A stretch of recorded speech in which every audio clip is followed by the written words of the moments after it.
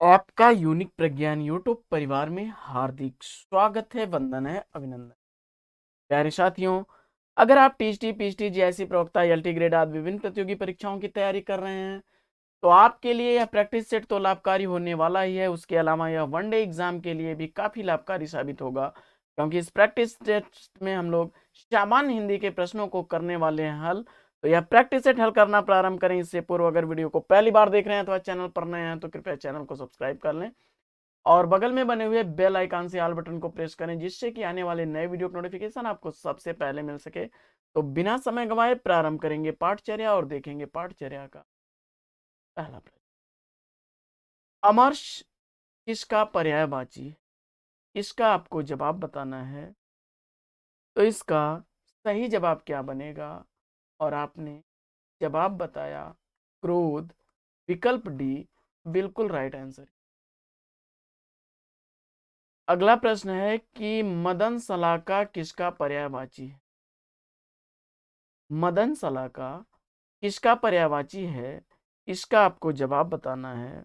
और अगर आपने उत्तर में सेलेक्ट किया कोयल, विकल्प सी को, तो राइट आंसर के साथ। अगला प्रश्न है कि जो इंद्र पर विजय प्राप्त कर चुका हो, जो इंद्र पर विजय प्राप्त कर चुका हो, उसके लिए एक शब्द क्या बनेगा? अगर आपने उत्तर में सेलेक्ट किया है इंद्रजीत, विकल्प डी, तो बिल्कुल राइट आंसर के साथ। अगला प्रश्न अगला प्रश्न है कि घटनाओं का कालक्रम से किया गया वर्णन क्या कहलाता है? घटनाओं का कालक्रम से किया गया वर्णन क्या कहा जाएगा? इसका आपको जवाब बताना है। और अगर इसका उत्तर आपने सेलेक्ट किया विकल्प ए, इतिवृत्ति, तो बिल्कुल राइट आंसर है आपका ए विकल्प, इसका बिल्कुल सही जवाब। अगला प्रश्न अगला प्रश्न है कि अपकार का विलोम क्या होगा? अपकार का विलोम आपको बताना है। और अगर अपकार का विलोम आपने सेलेक्ट किया है उपकार, तो बिल्कुल राइट आंसर। अगला प्रश्न है कि अभियुक्त का विलोम क्या होगा? अभियुक्त शब्द का विलोम क्या होगा? इसका आपको जवाब बताना है। और इसका राइट आंसर क्या होगा? अगर आपने अभियुक्त का विलोम निरपराध सेलेक्ट किया है विकल्प ए, तो बिल्कुल राइट आंसर। अगला प्रश्न है कि अभिभावक में कौन सा उपसर्ग का प्रयोग हुआ है? इसका आपको जवाब बताना है। अभिभावक में कौन से उपसर्ग का प्रयोग हुआ है? इसका आपको जवाब बताना है। और इसका जवाब अगर आपने अभी सेलेक्ट किया है विकल्प सी, तो बिल्कुल सही उत्तर के साथ। अगला प्रश्न है कि अध्ययन में उपसर्ग बताइए। अध्ययन शब्द में आपको उपसर्ग बताना है। और अध्ययन शब्द में अगर आपने उपसर्ग अधि सेलेक्ट किया तो बिल्कुल राइट आंसर। अगला प्रश्न है कि उज्ज्वल शब्द का संधिविच्छेद क्या होगा? और उज्ज्वल शब्द का संधिविच्छेद अगर आपने उत्तधन विकल्प डी चुना है, बिल्कुल राइट आंसर। अगला प्रश्न है कि उच्चारण के समय जीभ की स्थिति के अनुसार स्वरों के कितने भेद किए गए हैं? तो उच्चारण के समय जीभ की स्थिति के अनुसार स्वरों के भेदों की संख्या है 3, विकल्प 20 का। अगला प्रश्न है कि शुद्ध वर्तनी वाला शब्द इसमें से कौन सा है? और अगर आपने शुद्ध वर्तनी वाला शब्द इसमें चयनित किया है विकल्प सी को, तो सही उत्तर के साथ हैं आप। सी विकल्प इज राइट आंसर। अगला प्रश्न है कि पंचवटी किस कवि की रचना है? पंचवटी किस कवि की रचना है, इसका आपको जवाब बताना है। और अगर इसका उत्तर आपने मैथिली शरणगुप्त विकल्प ए चुना है तो बिल्कुल राइट आंसर। अगला प्रश्न है कि काली आंधी किस रचनाकार की कृति? काली आंधी किस रचनाकार की कृति है, इसका आपको जवाब बताना है। और अगर इसका उत्तर आपने सेलेक्ट किया कमलेश्वर विकल्प डी तो बिल्कुल राइट आंसर। अगला प्रश्न है कि काली आंधी की पृष्ठभूमि में कौन सी घटना, काली आंधी की पृष्ठभूमि में कौन सी घटना है, इसका आपको जवाब बताना है। तो इसका राइट आंसर क्या होगा? सही विकल्प हो जाएगा आपातकाल विकल्प। अगला प्रश्न है कि आठ आठ आंसू बहाना मुहावरे का अर्थ क्या? आठ आठ आंसू बहाना मुहावरे का अर्थ आपको बताना है। और अगर आपने उत्तर में सेलेक्ट किया पूरी तरह पछताना विकल्प बी बिल्कुल सही जवाब। अगला प्रश्न है कि निम्न में से कौन सा मात्रिक छंद नहीं है, इसका आपको जवाब बताना है। और अगर इस प्रश्न का उत्तर आपने चौपाई रोला और गीतिका को छोड़ करके सवैया दिया है तो राइट आंसर। अगला प्रश्न है कि निम्न में कौन वर्णिक छंद नहीं है? निम्न में कौन वर्णिक छंद नहीं है, इसका आपको जवाब बताना है। और अगर इसका उत्तर आपने सेलेक्ट किया है कुंडलियां विकल्प डी तो बिल्कुल राइट आंसर। अगला प्रश्न है कि निम्न में से कौन अर्थालंकार नहीं है, इसका आपको जवाब बताना। तो कौन सा अर्थालंकार इसमें नहीं है? तो देखिए उपमा रूपक और उत्प्रेक्षा अर्थालंकार के भेद हैं, जबकि यमक अलंकार विकल्प सी। अगला प्रश्न है कि आचार्य भरत के अनुसार अस्थाई भावों की संख्या कितनी है? तो आचार्य भरत के अनुसार स्थायी भावों की संख्या 9 है विकल्प राइट है।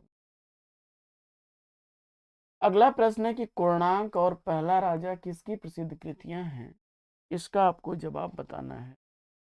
और इसका जवाब है विकल्प बी जगदीश चंद्र मान बिल्कुल राइट। अगला प्रश्न है रक्त है या है नसों में क्षुद्र पानी, जांच कर तू शीश दे कर जवानी, इन पंक्तियों में कौन सा रस सृजित होता है, इसका आपको जवाब बताना है। और इसका राइट आंसर क्या होगा? तो इसमें वीर रस है विकल्प ए आपने उत्तर चयनित किया बिल्कुल सही उत्तर है। प्रश्न संख्या 72 है कि प्रकाश के सामने अंधेरा टिक न सका, यह किस प्रकार का वाक्य है? प्रकाश के सामने अंधेरा टिक न सका, यह वाक्य आपको बताना है। और अगर आपने उत्तर में सेलेक्ट किया है सरल वाक्य विकल्प ए बिल्कुल राइट आंसर। अगला प्रश्न है कि कौन सा शब्द शुद्ध है, इसमें से शुद्ध शब्द आपको चयनित करना है। और अगर आपने इसका जवाब सेलेक्ट किया है विकल्प डी तो बिल्कुल राइट आंसर। अगला प्रश्न है कि नाक का बाल होना किस मुहावरे का अर्थ है? नाक का बाल होना किस मुहावरे का अर्थ है, इसका आपको जवाब बताना है। तो इसका सही जवाब हो जाएगा विकल्प सी अधिक प्यारा होना। प्रश्न संख्या 75 है कि निम्नलिखित में से कौन सा शब्द परि उपसर्ग से निर्मित है, इसका आपको जवाब बताना है। परिसर्ग से निर्मित कौन सा शब्द है, इसका आप जवाब फटाफट बताइए। अगर आपने इसका उत्तर परिवर्तन सेलेक्ट किया है विकल्प सी बिल्कुल राइट आंसर। अगला प्रश्न है कि आकाश से संबंधित के लिए एक शब्द क्या है? आकाश से संबंधित के लिए एक शब्द आपको बताना है, तो इसका विकल्प ए राइट आंसर हो जाएगा, आकाशी। अगला प्रश्न है कि निम्नलिखित में से इस शब्द में गुण संधि नहीं है, इसका आपको जवाब बताना है। और इसका उत्तर है विकल्प डी, इसमें दीर्घ संधि है विद्यार्थी। तो अगर आपने विकल्प डी सेलेक्ट किया तो बिल्कुल राइट आंसर। अगला प्रश्न है, इला निम्नलिखित में से इसका पर्यायवाची शब्द है, इसका आपको जवाब बताना है। और अगर आपने इला शब्द का पर्यायवाची शब्द चयनित किया है पृथ्वी को, तो सही विकल्प के। आइए देखते हैं प्रश्न संख्या 79। उत्पत्ति के की दृष्टि से शब्दों के भेद निम्न में से कौन से नहीं हैं, इसका आपको जवाब बताना है। और अगर आपने इसका उत्तर चयनित कर लिया है योग ऋण को, विकल्प डी बिल्कुल राइट आंसर।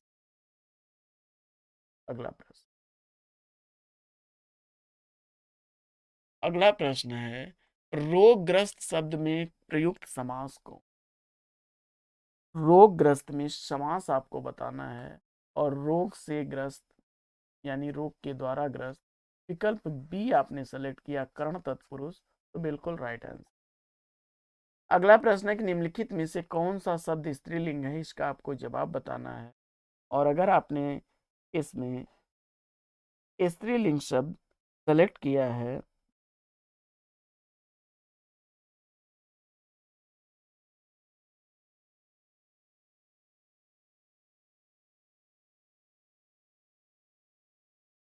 आग, तो बिल्कुल सही जवाब के साथ। अगला प्रश्न है, उमा नौकर से दूध मंगवाती है, वाक्य में कौन सी क्रिया है। उमा नौकर से दूध मंगवाती है, इस वाक्य में कौन सी क्रिया है, इसका आपको जवाब बताना। और अगर आपने इसका उत्तर चयनित किया है प्रेरणार्थक क्रिया, विकल्प ए बिल्कुल राइट आंसर। अगला प्रश्न है कि तुलनात्मक विशेषण की हिंदी में कितनी अवस्थाएं। तुलनात्मक विशेषण की हिंदी में कितनी अवस्थाएं होती हैं, इसका आपको जवाब बताना है। और अगर इसका जवाब आपने विकल्प बी चुना है 3, तो बिल्कुल राइट आंसर। अगला प्रश्न है कि निम्न में से किस संज्ञा की गणना नहीं की जा सकती, इसका आपको जवाब बताना। निम्न में से किस संज्ञा की गणना नहीं की जा सकती, इसका आपको जवाब बताना है। और अगर आपने उत्तर में चयनित की भाववाचक, विकल्प डी राइट आंसर।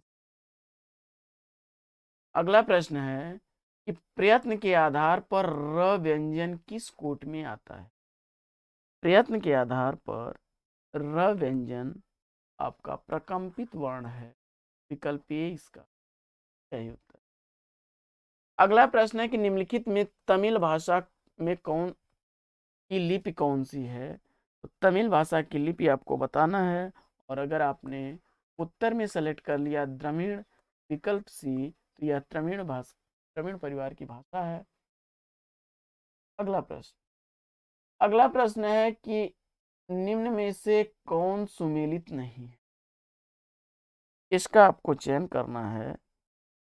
तो इसमें सूच का पवित्र, सर का सरोवर और सर का अध्याय होगा, जबकि सवर्ण का जो होता है यह स्वर्ण होगा, तो विकल्प इसका।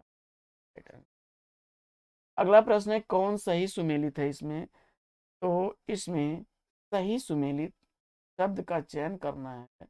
और अगर आपने इसका विकल्प अनुरक्ति का विरक्ति सेलेक्ट किया है, तो बिल्कुल राइट आंसर। अगला प्रश्न है कि निम्न में कौन शब्दालंकार नहीं है, तो अनुप्रास, लेश और यमक शब्दालंकार के भेद हैं, विकल्प डी इसका राइट आंसर होगा, उपमा। अगला प्रश्न है कि निम्न में से कौन सा वर्तनी की दृष्टि से शुद्ध है, तो वर्तनी की दृष्टि से शुद्ध शब्द इसमें हितैषी विकल्प सी सही होगा। अगला प्रश्न है कि चिराग तले अंधेरा कहावत का सही अर्थ क्या होगा? तो इसका राइट आंसर क्या बनेगा? अपनी बुराई नहीं दिख, विकल्प ए इसका। अगला प्रश्न है कि मूर्ख धनवान किस लोकोक्ति को चरितार्थ करता है? मूर्ख धनवान किस लोकोक्ति को चरितार्थ करता है, इसका आपको जवाब बताना है। और अगर इसका राइट आंसर विकल्प बी, आंख का अंधा गांठ का पूरा, विकल्प बी आपने चुना, बिल्कुल।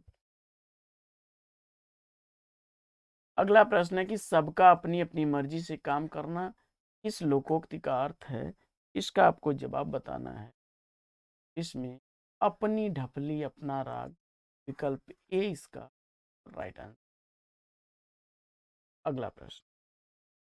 अगला प्रश्न है कि प्रश्न संख्या 94-95 निम्नलिखित प्रत्येक वाक्य के नीचे 4 विकल्प दिए गए, उनमें से एक विकल्प उक्त वाक्य का शुद्ध रूप है, उसका आपको चयन करना है। तो मैंने रोटी खाई, मैंने रोटी खाया, इसका शुद्ध वाक्य आपको बताना है।